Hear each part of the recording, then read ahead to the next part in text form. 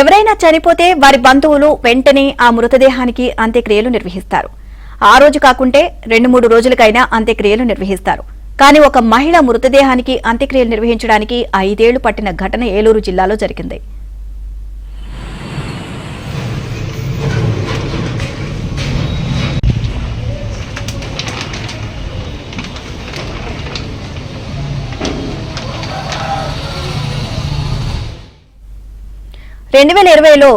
బహ్రెయిన్లో జరిగిన రోడ్డు ప్రమాదంలో ఏలూరు జిల్లా పరింపూడికి చెందిన సత్యవతి మృతి చెందారు. ఆమె మృతి చెందిన విషయాన్ని అక్కడ అధికారులు సత్యవతి బంధువులకు సమాచారం అందించారు. ఆమె మృతదేహం ఇండియా పంపించాలన్నా, అక్కడే అంత్యక్రియలు నిర్వహించాలన్నా కొన్ని డాక్యుమెంట్లు పంపాలి అని కోరారు. అయితే ఆ డాక్యుమెంట్లు పంపి మృతదేహాన్ని ఇండియా తీసుకురావడానికి భారీగా ఖర్చయ్యే అవకాశం ఉండడంతో సత్యవతి బంధువులు మౌనంగా ఉండిపోయారు.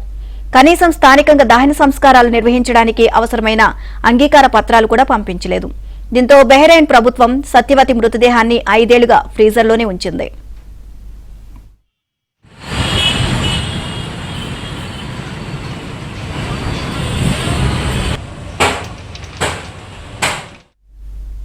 బహ్రెయిన్ ప్రభుత్వం భారత ఎంబసీ ద్వారా ఏపీ ఎన్ఆర్టీఎస్ సంస్థ దృష్టికి తీసుకువెళ్లింది. దీంతో బహ్రెయిన్లో ప్రముఖ సామాజిక సేవకుడు దోర్నల శివకుమార్ సత్యవతి మృతదేహానికి దహన సంస్కారాలు నిర్వహించేందుకు చొరవ చూపారు.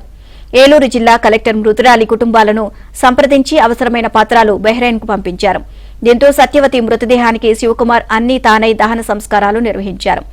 ఈ విషయం ఇండియన్ ఎంబసీ అధికారులు సత్యవతి బంధువులకు సమాచారం ఇచ్చారు. దాదాపు 5 ఏళ్ల తర్వాత సత్యవతి మృతదేహానికి అంత్యక్రియలు జరగడంతో ఆమె తల్లి కన్నీటి పర్యంతమయ్యారు. లంకా సత్యవతి అండి, అది కొయిలగూడెం పరింపూడి మండలం, పరింపూడి గ్రామం అండి. అయితే మా అమ్మాయి 5 ఏళ్ల క్రితం మరి ఆ దేశం వచ్చిందండి కూలి పని కోసం.